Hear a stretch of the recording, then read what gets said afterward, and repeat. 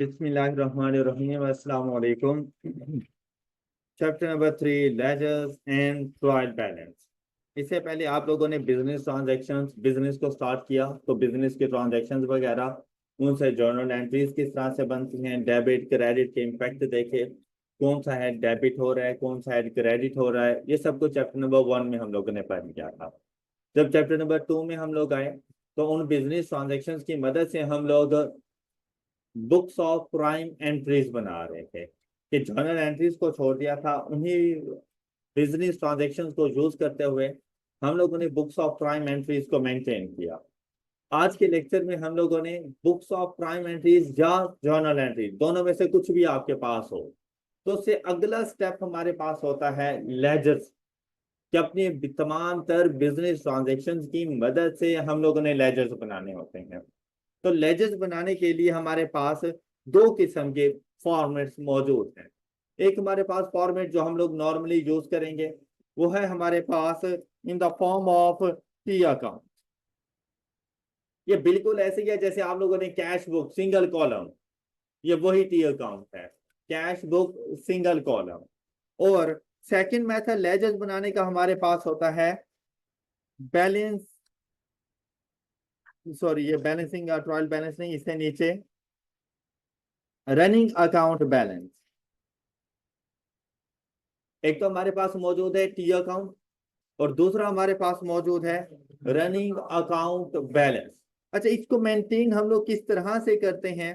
जैसे अगर T account में देखें, आप लोगों ने अपने तमाम तर एसेट्स के लिए अलग अलग टी अकाउंट बनाना होगा, तमाम लायबिलिटीज के लिए अलग से टी अकाउंट आपके पास आएगा। मतलब जितने भी आप लोगों ने अकाउंटिंग हेड्स पढ़े थे उन तमाम के अपने अपने टी अकाउंट्स आएंगे। एक्सपेंसेस, एक्सपेंसेस का एक ही अकाउंट नहीं आएगा, तमाम एक्सपेंसेस के लिए इंडिविजुअल अकाउंट्स बनेंगे।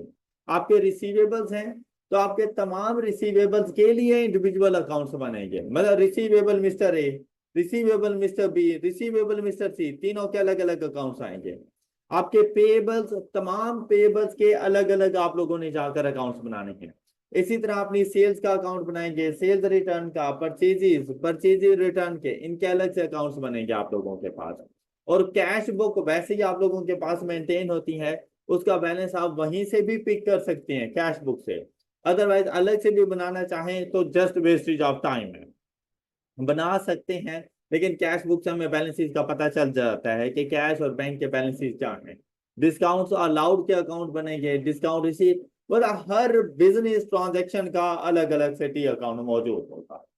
अच्छा, टी अकाउंट को जैसे ही आप लोग मेंटेन करते हैं, इसका फॉर्मेट जैसे मैंने आप लोगों से कहा कि कैश बुक के फॉर्मेट की तरह ही है कि आप लोगों ने अपने पास ये एक टी मेंटेन कर लेनी है।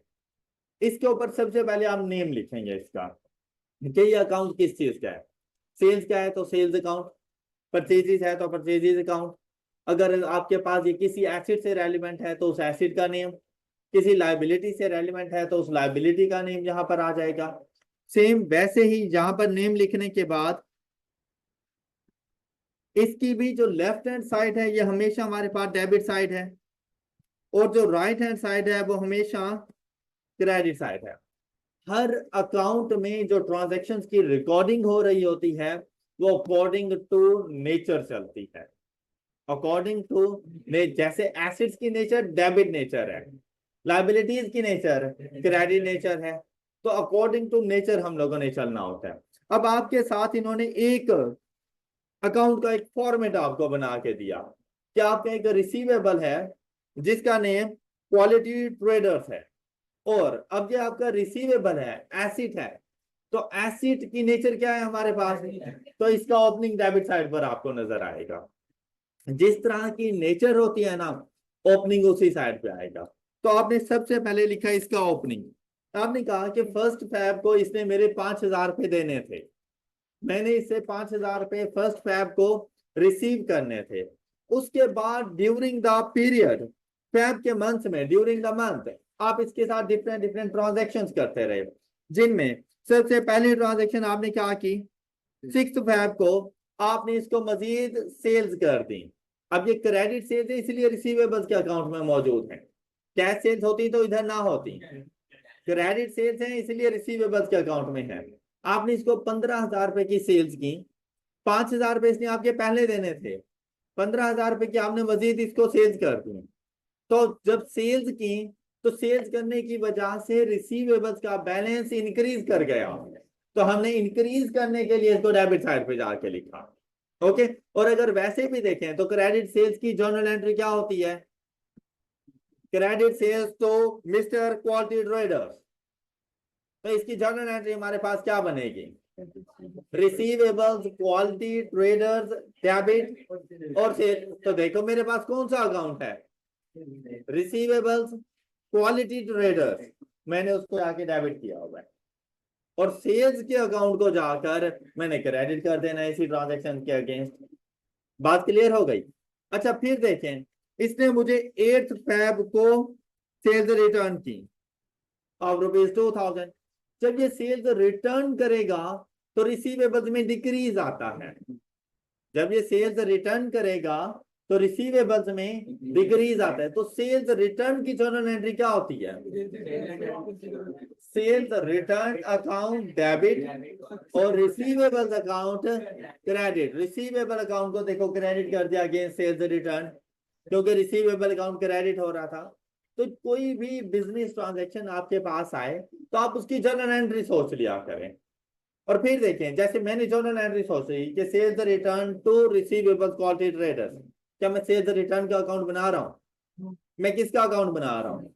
और इसके अगेंस्ट रिसीवेबल्स मेरा डेबिट हो रहा है क्रेडिट हो रहा है, तो क्रेडिट साइड पे जाके लिख दो। बात क्लियर? अच्छा देन आप लोगों ने 18 फैब, इसलिए आपको 10,000 रुपये पे कर दिए। तो जब 10,000 रुपये पे करेगा तो 10,000 के साथ आपका बैंक अकाउंट डेबिट और आपका रिसीवेबल क्रेडिट। फिर आप लोगों ने इसको 20th फैब को मजीद 8,000 की सेल्स कर दी, और इसने 24th फैब को आपको 9,000 रुपीज पे कर दिए। अब ये ड्यूरिंग द मंथ इसके साथ सिर्फ यही हमारी ट्रांजैक्शन हुई थी। जैसे ही मंथ का एंड हुआ या हमारा अकाउंटिंग पीरियड एंड हुआ, हमने लेजर्स की क्लोजिंग करनी होती है।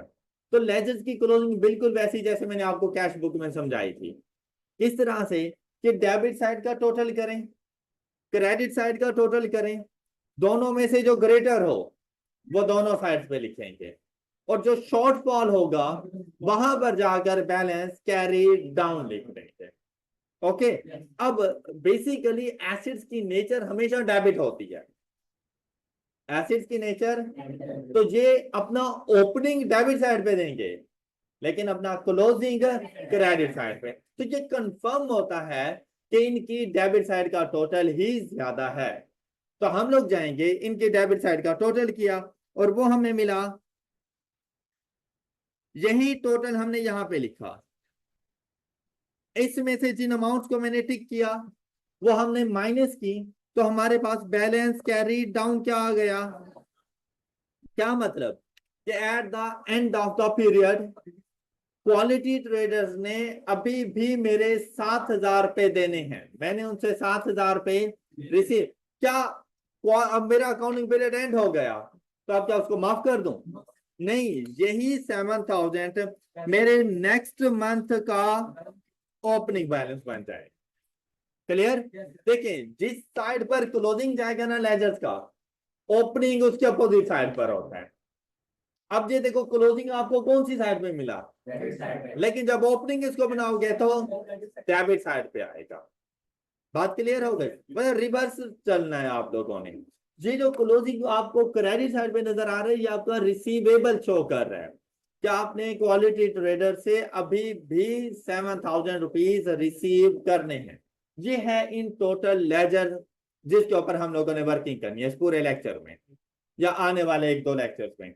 लेजर्स ही हम लोग बनाते रहेंगे। अच्छा ये देखिए, लेजर्स बनाते हुए हम लोग कहीं पर भी टोटल नहीं कर रहे थे या हमें बैलेंस का पता नहीं चल रहा था कि जैसे ही 5,000 रुपए मैंने उससे रिसीव करने थे, मैंने 15,000 रुपए की सेल्स की, 2,000 की सेल्स रिटर्न आ गई, 10,000 मैंने उसे ले लिए। तो जब तक मैं कैलकुलेशंस ना करूं ना तो मुझे पता नहीं चल रहा था कि मेरा बैलेंस कितना है या उसने मेरे मजीद कितने पैसे देने हैं। ड्यूरिंग द पीरियड हमें बैलेंसिंग अमाउंट का पता नहीं चलता। लेजर्स में अगर लेजर्स टी अकाउंट की फॉर्म में है तो during the period, accounting period, हमें बैलेंस अमाउंट का पता नहीं चलता, तो इसके लिए हमेशा क्लोजिंग करनी पड़ती है, तो बार बार हमें कैलकुलेशंस करनी पड़ेगी या अकाउंटिंग पीरियड एंड का वेट करना पड़ेगा, क्योंकि क्लोजिंग हमेशा अकाउंटिंग पीरियड एंड पर होती है लेजर्स की। इस सारे प्रॉब्लम्स को सॉल्व करने के लिए हम लोग चले गए रनिंग अकाउंट बैलेंस की तरफ। ये भी लेजर्स की ही टाइप है, लेकिन सिर्फ उसको रिकॉर्ड करने का फॉर्मेट थोड़ा सा डिफरेंट है। और वो क्या है, आप लोगों के पास इधर अब टी बनाने की जरूरत नहीं है आप लोगों को। यहां पर first column date, second column particular details वगैरह, थर्ड कॉलम में डेबिट अमाउंट लिखोगे, फोर्थ कॉलम में आप लोगों ने क्रेडिट अमाउंट, और जो फिफ्थ कॉलम आपके पास होगा वो बैलेंस को शो करेगा। मतलब हर ट्रांजैक्शन के बाद आपको बैलेंस अमाउंट मिलती रहेगी, जैसे कितनी कितनी अमाउंट और रिसीवेबल है। जैसा कि सबसे पहले तो ओपनिंग बैलेंस लिखोगे, ओपनिंग बैलेंस बैलेंस के ही कॉलम में जाके लिखा जाएगा, ना ये डेबिट है ना ये क्रेडिट है, आपने बैलेंस कॉलम में लिखना है। अब ये देखो कि आपने उससे अमाउंट रिसीव करनी है या पे करनी है। रिसीव कर, अगर टी अकाउंट में लिखते हैं तो डेबिट साइड पे लिखते हैं या क्रेडिट साइड पे लिखते हैं? डेबिट साइड पे, तो इसीलिए इसके साथ डेबिट लिख दिया गया। 5000 debit balance, debit balance means आपका एसेट है, आपका रिसीवेबल है, एंड क्रेडिट बैलेंस मींस आपकी लायबिलिटी है, आपका पेएबल है। यहीं पे अगर मैंने अकाउंट बनाना होता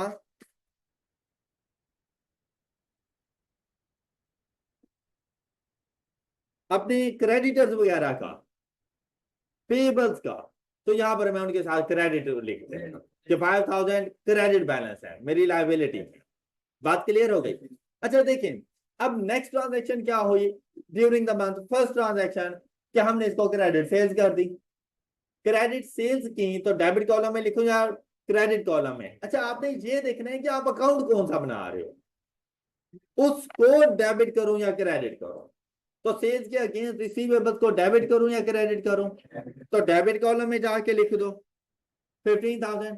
तो अब आप खुद सोचो, 5,000 पहले डेबिट था, मजीद 15,000 डेबिट हुआ, तो डेबिट डेबिट आपस में, तो टोटल डेबिट, मतलब मैंने उससे 20,000 रुपये अभी रिसीव करने। Got it? अच्छा फिर क्या हुआ, उसने 2,000 रुपए की सेल्स रिटर्न कर दी, तो आप 2,000 रुपए की सेल्स रिटर्न है तो रिसीवेबल्स के अकाउंट को, अब एक डेबिट दूसरा क्रेडिट, तो डेबिट क्रेडिट आपस में माइनस होंगे, और जो ग्रेटर होगा वो ही रिमेनिंग होगा। तो आप देखो डेबिट ग्रेटर है, क्रेडिट शॉर्टर है, तो जो बैलेंसिंग अमाउंट आएगी वो डेबिट में ही आएगी। मतलब भाई आपने मेरे 20,000 रुपए देने थे, उसमें से 2,000 रुपए मुझे वापस कर दिए, अभी भी आपने मेरे 18,000 रुपए देने हैं। ऑलराइट, बात क्लियर? अच्छा उसके बाद आपने उससे 10,000 रुपए रिसीव किए तो रिसीवेबल्स का अकाउंट क्रेडिट करोगे। पहले डेबिट कितना था, 18,000 में से 10,000 दे दिए। जैसे ही मैं ट्रांजैक्शन रिकॉर्ड करूंगा अपने पास फौरन बैलेंस लिखूंगा और उसे कह दूंगा भाई अभी 8,000 रुपये बकाया है। लेकिन टी अकाउंट की फॉर्म में यह बात मैं उसे नहीं बता सकता था, क्योंकि खुद मुझे नहीं पता था, मुझे बैलेंसिंग अमाउंट का ही नहीं पता था उस टाइम पर। बात क्लियर हो गई? अच्छा देन आपने उसको सेल्स की, 8,000 उसने पहले देना था, 8,000 की मजीद सेल्स कर दी तो 16,000, उसमें से उसने आपको 9,000 रुपए पे कर दिए, तो at the end of the period 7,000 still receivable, any issue? बात क्लियर हो गई सब बच्चों को? ये है हमारे पास फॉर्मेट लेजर्स का। क्या मुश्किल चीज है? पूरा चैप्टर इसी के ऊपर है, क्या हम लोगों ने लेजर्स बनाने हैं। ये जो रनिंग अकाउंट बैलेंस का फॉर्मेट है ना, ये बैंक वाले यूज करते हैं। आप लोगों में से अगर किसी ने बैंक स्टेटमेंट निकलवाई हो, अपना अकाउंट हो तो अपने अकाउंट की, वालिद साहब का है तो उनके अकाउंट की, अगर बैंक स्टेटमेंट निकलवाई हो तो वो इस फॉर्म में बनी हुई होती है। तो उसके 5 कॉलम्स होते हैं हमारे पास, डेट, ट्रांजैक्शन कि किसको अमाउंट आपने ट्रांसफर की या कहां से आपके पास आई, डेबिट कितना हुआ, क्रेडिट कितना हुआ और बैलेंस कितना है। तो ये हम लोग जाएंगे चैप्टर नंबर 8 में, तो वहां पर हम लोग जाके देखेंगे जब हम लोग बैंक रिकॉन्सिलिएशन स्टेटमेंट्स बना रहे होंगे, तो वहां से हमें वो बैंक स्टेटमेंट देगा तो ज्यादा आइडिया हो जाएगा। तो एज एन अकाउंटेंट्स हम लोग टी अकाउंट्स बनाते होते हैं, दोनों ही बनाए जा सकते हैं, मतलब आप भी बना सकते हैं, कोई ऐसी बात नहीं है, लेकिन जो प्रेफर किया जाता है वो टी अकाउंट को किया जाता है। ओके, अब टी अकाउंट में रिकॉर्डिंग का मेथड हमारे पास क्या होता है कि हम लोगों ने देखना है कि कोई भी बिजनेस ट्रांजैक्शन हुई, सबसे पहली बात आपने याद रखनी है कि कोई भी बिजनेस ट्रांजैक्शन अगर बुक्स ऑफ प्राइम एंट्री में रिकॉर्ड करनी है तो वो किसी एक बुक ऑफ प्राइम एंट्री का पार्ट बनती है। कोई भी business transaction books of prime entry में रिकॉर्ड करनी है तो वो किसी एक बुक ऑफ प्राइम एंट्री में रिकॉर्ड होती है। मतलब जैसे अब आप लोगों के पास हो गई थी क्रेडिट सेल्स, तो बस जाओ सेल्स डे बुक में रिकॉर्ड कर दो। हो गई थी कैश सेल्स, जाओ कैश बुक में रिकॉर्ड कर दो। क्रेडिट परचेजेस हो गई थी, परचेज डे बुक में रिकॉर्ड कर दो, एक ही बुक में रिकॉर्ड करते थे, ऐसे ही था ना। लेकिन जहां पर जब लेजर्स की फॉर्म में आते हैं तो एक बिजनेस ट्रांजैक्शन एटलीस्ट 2 लेजर्स में जाकर रिकॉर्ड हो। तो एक बिजनेस ट्रांजैक्शन एटलीस्ट 2 लेजर्स, मतलब 2 से ज्यादा भी हो सकते हैं, लेकिन कम से कम 2 लेजर्स में जाकर रिकॉर्ड हो। तो अब वो लेजर्स कौन कौन से, तो लाजमी बात है उस ट्रांजैक्शन के अगेंस्ट एक अकाउंट डेबिट हो रहा है और दूसरा क्रेडिट हो रहा है, तो डेबिट अकाउंट की डेबिट साइड पे जाके रिकॉर्ड करोगे और क्रेडिट अकाउंट की क्रेडिट साइड पे जाके रिकॉर्ड करोगे। बात क्लियर हो गई। मतलब आपने की कैश सेल्स, मुझे जनरल एंट्री बताओगे? Cash sales, cash account debit, तो कैश के अकाउंट में जाकर कैश अकाउंट को डेबिट करोगे और फिर सेल्स के अकाउंट में जाकर सेल्स अकाउंट को क्रेडिट करोगे। बात क्लियर? अच्छा, आप लोगों ने की क्रेडिट सेल्स, क्या बनेगी general entry? Receivables account to sales account, तो रिसीवेबल अकाउंट में जाओगे और देखोगे कि रिसीवेबल कौन सा, मिस्टर ए बी सी, उसके अकाउंट को जाकर इस क्रेडिट सेल्स के अगेंस्ट डेबिट करोगे और सेल्स के अकाउंट में जाओगे तो उसकी सेम ट्रांजैक्शन है उस अकाउंट की क्रेडिट साइड पे जाके रिकॉर्ड करोगे। मतलब जर्नल एंट्री के अंदर जो अकाउंट डेबिट हो रहा हो आपने उसकी left hand side debit side ledger में जाके रिकॉर्ड करनी है, और जो क्रेडिट हो रहा हो वो क्रेडिट। ये बात क्लियर हो गई। फिर बात यह आएगी कि आपको ये तो पता है कि भाई मैंने कैश सेल्स की या क्रेडिट सेल्स, मैंने क्रेडिट सेल्स की 6 फैब को, तो आप लोग जाओगे रिसीवेबल्स अकाउंट में उसकी डेबिट साइड पर डेट मेंशन कर दोगे। ये भी पता है कि कितने की ये भी रिकॉर्ड कर दोगे। क्वेश्चन ये आता है कि भाई यहां पे क्या लिखा जाए, पर्टिकुलर्स में क्या कुछ लिखेंगे। तो अगर डेबिट अकाउंट पर मौजूद है तो इसके अगेंस्ट जो अकाउंट क्रेडिट हुआ वो लिखोगे। अगर देखो रिसीवेबल्स का तो पता चल रहा है ना कि ये डेबिट हो गया, पर्टिकुलर्स में वो आएगा जो इसके अगेंस्ट क्रेडिट हो रहा है। डिटेल्स में वो अकाउंट लिखोगे जिसके अगेंस्ट ये डेबिट हो रहा है या जो इसके अगेंस्ट क्रेडिट हो रहा है। बात क्लियर? मतलब आपको अब मैं अगर यहाँ पे ये छुपा दूं सेल्स और आपसे कहूं 15,000 रुपए क्वार्टर ट्रेडर्स डेबिट किया, आप पूछोगे नहीं भाई क्यों डेबिट किया, मैं कहूंगा भाई सेल्स की है, इसको रीजन का पता होगा। इसी तरह अगर आप लोग देखें कि मेरे पास क्वालिटी ट्रेडर क्रेडिट हो रहा है, कोई ना कोई तो रीजन होगी ना कि भाई क्रेडिट क्यों हो रहा है, तो वो रीजन डिटेल्स में आ जाती है और वो रीजन क्या होगी, जो इसके अगेंस्ट अकाउंट डेबिट हो रहा होगा वो इसके रीजन है। अब जैसे अगर मैं इस चीज को यूं छुपा दूं,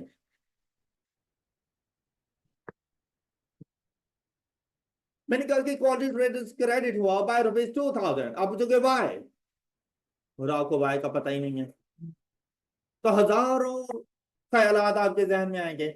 मैंने डिस्काउंट दिया होगा, हो सकता है उसने मुझे पैसे दे दिए हो, पता नहीं उसने मुझे सेल्स रिटर्न की हैं, हो सकता है बैड डेट हो गया हो, उसने पैसे ही ना दिया, मैंने एक्सपेंस आउट कर दिया, चैप्टर नंबर 5। तो हजारों के हालात है ना, तो मैं बताऊंगा कि नहीं भाई नहीं ऐसी कोई बात नहीं है, उसने सेल्स रिटर्न की। ओके, तो आपने डिटेल्स में बताना है कि ये अकाउंट क्रेडिट क्यों हो रहा है, तो क्यों मतलब कि इसके अगेंस्ट डेबिट कौन हुआ है, तो सेल्स रिटर्न डेबिट नहीं हुआ होगा इसके अगेंस्ट। और जब सेल्स रिटर्न में जाऊंगा उसकी डेबिट साइड पर, तो रीजन क्या लिखूंगा, रिसीवेबल्स क्वालिटी ट्रेडर्स के सेल्स रिटर्न किसको की है, हम कहेंगे क्वालिटी ट्रेडर्स ने की है। बात समझ आ गई सब बच्चों को। इसी तरह ये जो नीचे, भाई उसने पैसे दिए हैं तो भाई कैश में दिए हैं या बैंक में दिए हैं, तो हम लोग वो लिखेंगे कि भाई बैंक में दिए हैं। मतलब इसके अगेंस्ट आपने डेबिट किसको किया, वो आपके पास पर्टिकुलर्स में आ जाएंगे। अब जरा इसकी डिटेल्स पढ़ें, लेजर्स की, ये जो ऊपर वाली लाइंस वगैरह हैं, और ये थ्योरी पढ़ें।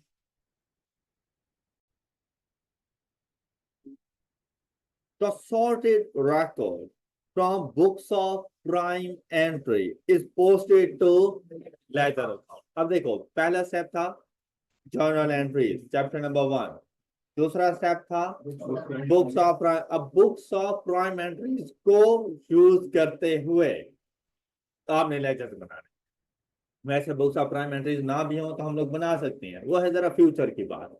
अभी हम लोग बुक को जरा फॉलो करेंगे कि हमारे पास बुक एक एग्जांपल है, उस एग्जांपल से बुक्स ऑफ प्राइम एंट्रीज बन गई, उन बुक्स ऑफ प्राइम एंट्रीज से नेक्स्ट स्टेप लेजर बनाना। तो हम लोग देखेंगे कि हम लोगों ने लेजर किस तरह से जाके बनाना है। देखिए, the accounts are kept together in a ledger। A ledger is a collection of related accounts। मतलब देखो टी अकाउंट एक लेजर है, लेकिन बेसिकली लेजर्स मतलब जितने भी मेरे बिजनेस के टी अकाउंट्स होंगे ना, वो सारे मिलकर लेजर बन जाता है। Alright, right? कहते हैं the two most common format of ledger accounts are T accounts and running balance account। The process of recording or classifying amounts from books of prime entry to ledger is called, ये आपसे MCQ पूछा जा सकते हैं, इसके साथ इसको underline कर लें, हाईलाइट कर लें, स्टार बना लें, कुछ ना कुछ। बुक्स ऑफ प्राइम एंट्री से जब लेजर्स बनाने जाते हैं ना, तो लेजर्स में उन अमाउंट्स की पोस्टिंग होती है, तो इस प्रोसेस को कहा जाता है पोस्टिंग। ओके, देखो ट्रांजैक्शन वहीं से मिल जाती है, बुक्स ऑफ प्राइम एंट्री से अमाउंट्स भी वहीं से मिल जाती है। सिर्फ बात क्या है कि बुक्स ऑफ प्राइम एंट्री से उठाएंगे और लेजर्स में पोस्ट कर देंगे, बस इतनी सी बात है। इसीलिए इस प्रोसेस को कहा जाता है posting process. T account, a simplified form of an account, and is widely used in studies, exams, and workings. Debit transactions are posted on with the reference account of, क्या कह रहे हैं कि देखो रिसीवेबल का अकाउंट डेबिट करने जा रहे हो, तो कहते हैं जाओ डेबिट करो, तो उसकी टी अकाउंट की लेफ्ट साइड पर लिखो। फिर कहता है कि उसके साथ जो रेफरेंस देना है ना आप लोगों ने, वो रेफरेंस दो जो इसके अगेंस्ट क्रेडिट हो रहा है। तो रिसीवेबल के अगेंस्ट क्रेडिट कौन हो रहा है, हमने कहा सेल्स हो रही है, तो जाके सेल्स का रेफरेंस दो। फिर कहता है अगर आपने इसको क्रेडिट करना है, एक क्रेडिट एंट्री है, तो आपने जाके रिकॉर्ड करना है इसको ऑन राइट साइड। तो राइट साइड पे जो रेफरेंस देना है, उस अकाउंट का रेफरेंस देना है जो इसके अगेंस्ट डेबिट हो रहा है। ओके हो गई बात, फॉर्मेट आपको समझ आ गया। बैलेंसिंग टी अकाउंट, ये मैंने आपको बता दिया कि आपने दोनों साइड का टोटल करना है, ग्रेटर टोटल आपने दोनों साइड पे लिख देना है, जो शॉर्टर साइड हो वहां पर बैलेंस कैरी डाउन लिख देना, और वो balance carry down next period के लिए आप लोगों का बैलेंस ब्रॉट डाउन बन जाएगा। तो ये सारे स्टेप वही लिखे हुए आप लोगों ने पढ़ लेने हैं। अच्छा, दोनों साइड अगर बराबर बराबर हो तो कोई बैलेंस कैरी डाउन नहीं होता हो। ऐसा हो सकता है कि मैंने किसी से 10,000 लेने थे और उसने 10,000 ही मुझे दे दिए, तो क्या वो मेरा रिसीवेबल है, नहीं, बैलेंस खत्म हो गया, तो बैलेंस कैरी डाउन लिखने की जरूरत नहीं होती। हम उसकी और डेबिट और क्रेडिट साइड दोनों इक्वल है। ऑलराइट, ऐसे लेजर भी आपको मिलेंगे। फिर running account balance, this is an alternative to T account and is widely used in practice. This provides with updated balance after each transaction. पर रनिंग अकाउंट बैलेंस और T account balance में जो difference है वो इसी चीज का है कि रनिंग अकाउंट बैलेंस हर ट्रांजैक्शन के बाद आपको बैलेंस की अमाउंट बताता है, मैं टोटल करके दे देता है, जबकि T account at the end of the accounting period आपको बैलेंस बताएगा और उसके टोटल उस टाइम पे किया जाएगा। सिर्फ ये डिफरेंस है दोनों के अंदर। फॉर्मेट आपको समझ आ गया होगा। हमारे पास जो लेजर्स की 3 टाइप्स हैं, लेजर्स 3 किस्म के होते हैं, वो थे अकाउंट्स के टी अकाउंट में बनाओ या रनिंग अकाउंट बैलेंस में बनाओ, फॉर्मेट्स थे वो दोनों। लेकिन लेजर्स की ना 3 टाइप्स हैं, receivable ledgers, payable ledgers and journal या मेन लेजर्स। मतलब रिसीवेबल लेजर नाम से जाहिर हो रहा है कि अपने तमाम तर इंडिविजुअल कस्टमर्स के अकाउंट, कस्टमर ही तो मेरे रिसीवेबल होंगे, अपने तमाम तर इंडिविजुअल कस्टमर्स के अकाउंट। ऐसा नहीं है कि रिसीवेबल का एक ही अकाउंट ना बना देना कि जिसमें mister A B C D अब तो सारे एक ही जगह पे मौजूद है, नहीं है। आप लोगों ने हर कस्टमर का अलग अलग अकाउंट बनाना है, तो वो जाके आप लोग रिकॉर्ड क्या करोगे, रिसीवेबल लेजर्स क्या। क्लियर?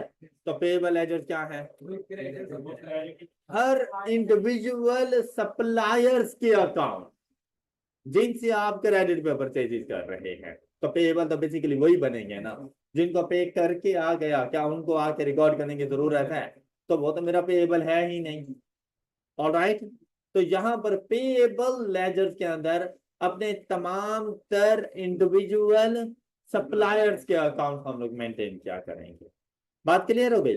आपके सारे रिसीवेबल चले गए रिसीवेबल लेजर में, सारे पेएबल चले गए, बाकी जितने भी बच गए वो आपके मेन लेजर है, वो आपके जर्नल लेजर है, वो आपके नॉमिनल लेजर। ऑलराइट, नाम लिखा हुआ होगा, इधर नाम लिखा हुआ है, सिर्फ हाईलाइट करना है। अब देखो रिसीवेबल कहते हैं it contains all customers account और साथ में इंडिविजुअल, बस सबको एक साथ मर्ज करके ना लिखना, ए बी सी डी हर किसी का अपना अपना अकाउंट बनाना। फिर कहता है टू होम वी, बता रहे कि कस्टमर कौन से, to whom we sell inventory on in it, it is also called. अब वैसे तो रिसीवेबल लेजर, लेकिन इसको हम लोग सेल्स लेजर। अब भाई सेल्स लेजर और सेल्स अकाउंट में फर्क है। सेल्स लेजर और सेल्स अकाउंट, सेल्स लेजर क्या है, रिसीवेबल, आपके रिसीवेबल, और सेल्स अकाउंट क्या है, जो आपको आपके बिजनेस की टोटल सेल्स के बारे में बताए, cash sales and credit sales, वो कहलाएगा सेल्स अकाउंट, और वो जर्नल लेजर का पार्ट होता है। हम लोग बनाएंगे अभी सेल्स अकाउंट। तो सेल्स अकाउंट बनाऊं तो means details of all sales, चाहे वो कैश पर है चाहे वो क्रेडिट पर है। ओके, लेकिन अगर मैं सेल्स लेजर बोलूं तो मतलब रिसीवेबल अकाउंट, सेल्स अकाउंट नहीं है, रिसीवेबल्स अकाउंट को सेल्स लेजर कहना है, या फिर इसे कहा जाता है कस्टमर लेजर। बात क्लियर हो गई? अच्छा, नेक्स्ट देखें पेएबल लेजर। तो payable ledger contains all individual suppliers account from whom we purchases inventory on, it is also called purchase ledger। और तो देखो परचेज लेजर और परचेज अकाउंट में भी डिफरेंस है। परचेज लेजर आपके पेएबल्स को शो करेगा, जबकि परचेज अकाउंट आप लोगों की all purchases during the period को शो करेगा, चाहे वो कैश पर है चाहे वो क्रेडिट। और परचेज डे बुक में भी फर्क है। देखो sales day book, sales ledger and sales account तीनों डिफरेंट चीजें हैं। इसी तरह से purchase day book, purchase ledger and purchase account तीनों डिफरेंट चीजें हैं। अब सेल्स डे बुक में सिर्फ क्रेडिट सेल्स जाती हैं, जबकि सेल्स अकाउंट में क्रेडिट और कैश दोनों जाएंगे, जबकि सेल्स लेजर में सिर्फ आपके रिसीवेबल जिनको क्रेडिट सेल्स की है। ओके हो गई बात।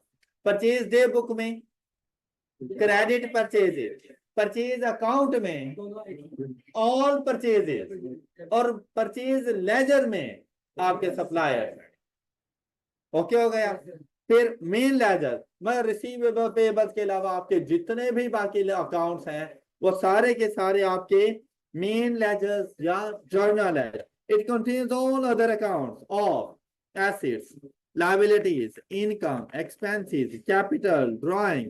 It also called nominal ledger. अब हमारे पास पोस्टिंग रूल्स वगैरह हैं। पोस्टिंग रूल्स आपको उस टाइम पर समझ आएंगे जब हम लोग बुक्स ऑफ प्राइम एंट्रीज को सामने रखकर साथ साथ लेजर्स भी बनाते जाएंगे, तो मैं आपको पोस्टिंग रूल समझाता जाऊंगा हर बुक ऑफ प्राइम एंट्री से रेलेवेंट कि इसका पोस्टिंग रूल क्या है।